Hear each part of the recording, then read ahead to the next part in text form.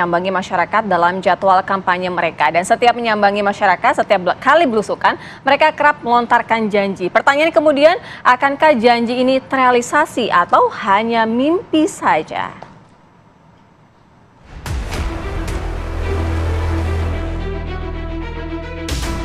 Tiga pasangan calon kepala daerah Jakarta mulai menyambangi masyarakat dalam jadwal kampanyenya.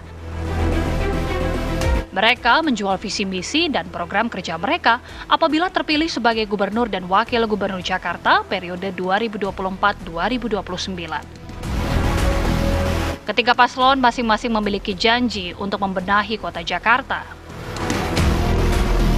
Ridwan Kamil Suswono, Darmakun, dan Pramono Rano hanya menyinggung Jakarta sebagai kota global.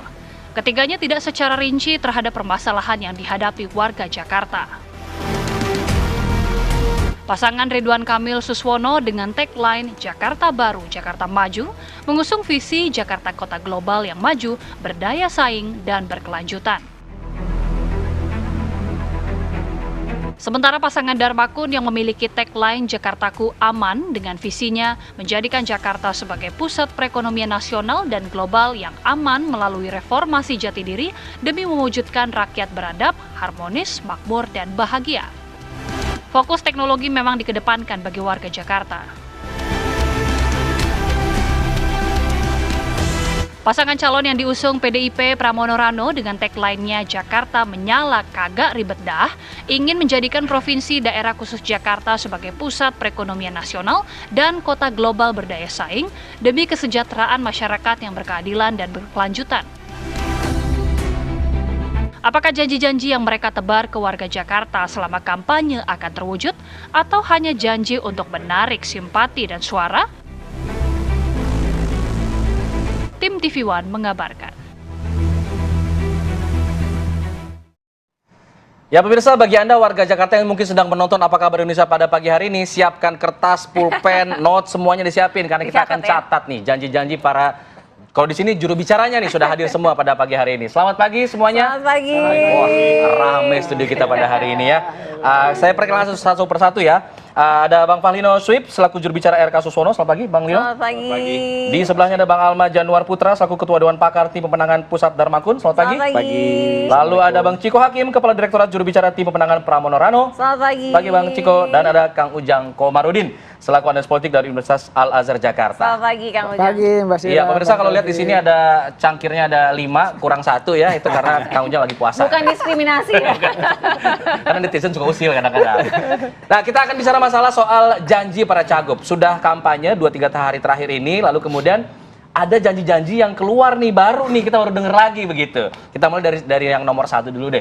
Bang Lino, ada janji-janji yang kemudian baru keluar lagi dari mulutnya Bang Rano, dari mulutnya Mas Pram, soal ada kenaikan gaji misalnya, petugas Jumantik. Saya pertama baca, saya pikir petugas jurnalistik, saya udah GR gitu ya. Wartawan dikirain, ternyata petugas Jumantik. Lalu ada juga, ada gaji untuk guru ngaji katanya seperti itu. Ini apakah memang fokusnya jadi kemudian memberikan ada semacam insentif-insentif untuk warga langsung begitu, dengan janji-janji kenaikan gaji, ketimbang proyek-proyek besar yang kemudian bisa ditawarkan kepada masyarakat Jakarta? Silakan. RK Suswono. Ya. Jadi RK Suswono, sorry. Iya, yang disampaikan tadi itu mungkin program Sorry. paslon Iya, sebelumnya. iya, Saya ketukar-tukar jadinya. Oh, ya. Saya ketukar-tukar, mohon maaf. Tapi kira mau nanyanya Mohon maaf. Anda mah saking banyaknya sih hari ini ya. Mohon maaf.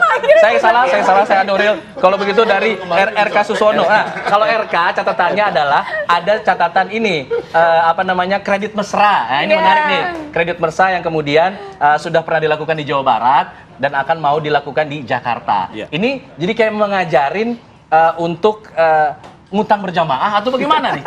Silakan. Mohon maaf ya berpisah ya. Terima kasih Mas Alfat, Mbak Sirah. Jadi kredit mesra ini adalah singkatan sebenarnya. Kredit Masyarakat Ekonomi Sejahtera. Jadi dari hasil belusukan dan juga menyapa warga dari Pak Ridwan Kamil dan Pak Suswono, salah satu masalah di masyarakat yang selalu disampaikan adalah tentang masalah ekonomi. Dan salah satunya adalah akses kepada modal usaha. Nah, dari situ kami berangkat bahwa ini memang ada sesuatu yang harus dilakukan, terutama untuk akses modal daripada mereka yang tidak mempunyai akses kepada perbankan. Sehingga kami akan melakukan program yang disebut tadi Kredit Masyarakat Ekonomi Sejahtera. Bagaimana mekanismenya? Mungkin itu pertanyaan masyarakat yang sering timbul. Pertama, ini ditujukan untuk pembiayaan modal kredit usaha ultra mikro. Jadi yang memang tidak terlalu disentuh oleh perbankan. Kalau di perbankan itu kita udah sering dengar UMKM, ya kan? Usaha menengah, kecil dan seterusnya. Ini ultra mikro. Nah, besarannya sendiri adalah sekitar sampai dengan 5 juta rupiah. Maksimal itu? Maksimal.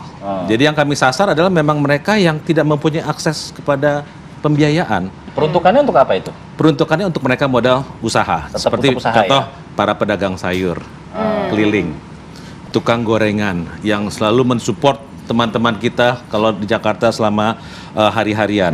Nah, ini mereka tidak punya akses kepada modal usaha, sementara mereka butuh untuk mengembangkan usahanya. Modelnya sendiri adalah model komunitas. Jadi tadi seperti yang Mas Alfat sampaikan, kredit mesra ini akan diberikan kepada kelompok antara 2 sampai dengan 5 orang. Titik pemberiannya itu akan diberikan salah satunya adalah melalui rumah ibadah. Gitu. Jadi ini komunitas yang berdasarkan rumah ibadah. Tapi komunitas itu untuk menjangkau secara keseluruhan atau memang ada perwilayahnya atau seperti apa konsepnya? Secara keseluruhan. Secara keseluruhan. Jadi ini banyak rumah ibadah, ada sekitar 4.500 masjid misalnya, ini akan disusur. Memang tidak akan semuanya membutuhkan, tapi kita merasa bahwa dengan berangkat dari rumah ibadah komunitas ini, kita bisa meminimalisir masalah yang disebut moral hazard, yaitu pemberian pinjaman tapi kita tidak tahu siapa yang mengambilnya. Nah, karena kalau di bank itu kan prosesnya ada due diligence istilahnya. Ini dilakukan lewat rumah ibadah. Yang kedua, kami juga ingin memastikan bahwa ini mendukung program pemerintah pusat, yaitu keuangan inklusi. Mereka yang tidak punya akses kepada perbankan, kita dorong untuk mempunyai akses kepada semua punya kesempatan yang sama. Mempunyai kesempatan yang sama. Itu. Paslon nomor 2 ya dari Dharma Kun. Kalau misalnya dari Dharma Kun kan dijanjikan internet gratis nih, luar biasa loh. Internet gratis. Kemudian juga ada juga tagline-nya yang perut kenyang untuk warga Jakarta. Ini apa ya konsep dari internet gratis secara seluruh gitu? Semua akan mendapatkan internet gratis. Luar biasa loh itu. Jadi janjinya tidak main-main gitu loh, harus direalisasikan. Siap. Bang Dharma ini adalah petugas rakyat. Jadi Bang Kun juga seorang yang akademisi yang luar biasa, Mbak Sira. Beliau 12 tahun sudah masuk ke Trisakti.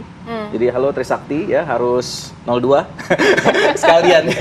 Ya, jadi karena kami petugas rakyat, kami tahu persis kebutuhan rakyat. Mengenyangkan perut itu karena di Jakarta sekarang sudah ada 477.000 ber-KTP Jakarta tapi hidup miskin.